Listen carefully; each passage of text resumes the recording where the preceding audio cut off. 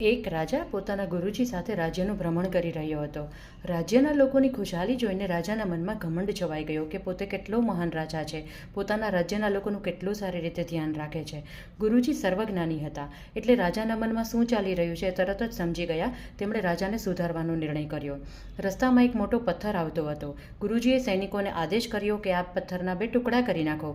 જેવા પથ્થરના 2 ટુકડા કરવામાં આવ્યા તો અંદર થોડું પાણી જમા થયેલું હતું અને એમાં એક દેડકો રહેતો હતો. દેડકો પોતાની કેદમાંથી છૂટીને ભાગી ગયો.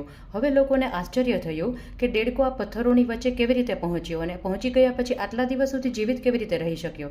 હવે ગુરુજીએ રાજાને પ્રશ્ન કર્યો કે તમે વિચારતા હતા કે તમે લોકોનું સારી રીતે ધ્યાન રાખો છો, તો પથ્થરોની વચ્ચે રહેલા દેડકાનું કોણ ધ્યાન રાખતું હતું? આપણું પણ આવું જ છે.